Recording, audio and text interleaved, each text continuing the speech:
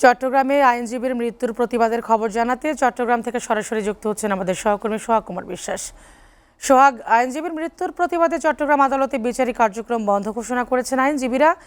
সব মিলে আজকের পরিস্থিতি কেমন দেখছেন, বিস্তারিত জানাবেন।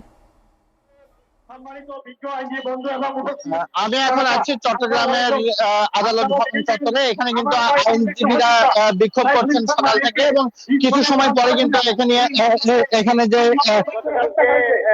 ইসকন সন্ত্রাসীদের হামলায় যে আইনজীবী নিহত হয়েছে সাইফুল ইসলাম, তার নামাজের জানাজা অনুষ্ঠিত হবে, এবং এরপরে কিন্তু আরো কয়েক দফা জানাজা শেষে বিকেলে তাকে লোহাগাড়ার গ্রামের বাড়িতে দাফন করা হবে। এখানে বিক্ষুব্ধ আইনজীবীরা যে দাবিটা জানিয়েছে যে ইসকনকে অবিলম্বে সন্ত্রাসী সংগঠন ঘোষণা করে তাদেরকে নিষিদ্ধ করার দাবিতে কিন্তু এই কর্মসূচি আইনজীবীরা পালন করছে। এর আগে কিন্তু গতকালকে বিকেলে যে এই চাঞ্চল্যকর এই হত্যাকাণ্ডের পর রাতভর কিন্তু নগরীর বিভিন্ন এলাকায় কিন্তু বিক্ষুব্ধ ছাত্র জনতা বিক্ষোভ করেছে, এবং সেই বিক্ষোভ থেকে কিন্তু ইসলামকে নিষিদ্ধ করা সহ এই হত্যাকাণ্ডের সঙ্গে জড়িত যারা আছেন তাদেরকে গ্রেপ্তার করার জন্য একটি দাবি জানিয়েছে। রাতভর যৌথ বাহিনীর পক্ষ থেকে নগরীর বিভিন্ন এলাকায় অভিযান চালানো হয়েছে, এবং সেই অভিযানে কিন্তু 25 জনকে আটক করা হয়েছে। যদিও আইন শৃঙ্খলা রক্ষাকারী বাহিনীর পক্ষ থেকে জানানো হয়েছে যে এই যারা জড়িত আছে তাদেরকে যাচাই বাছাই করে যারা জড়িত তাদেরকে গ্রেপ্তার দেখানো হবে সুনির্দিষ্ট মামলায়, আর যারা জড়িত নয় তাদেরকে ছেড়ে দেওয়া হবে। এর বাইরে কিন্তু আরো যারা জড়িত আছেন এই হত্যাকাণ্ডের সঙ্গে তাদেরকে গ্রেপ্তারে অভিযান অব্যাহত থাকবে বলে জানানো হয়েছে আইন শৃঙ্খলা রক্ষাকারী বাহিনীর পক্ষ থেকে।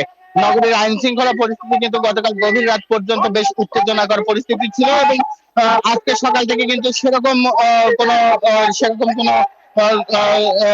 উত্তেজনাকর পরিস্থিতি না থাকলেও একটি আইনজীবীদের পক্ষে এবং ছাত্র জনতার যে বিক্ষোভ, সেই বিক্ষোভ কিন্তু অব্যাহত আছে। খন্ড খন্ড ভাবে বিভিন্ন জায়গায় তারা বিক্ষোভ গুলো চালাচ্ছেন, এবং যারা জড়িত সেই জড়িতদের গ্রেপ্তারের দাবি জানাচ্ছে।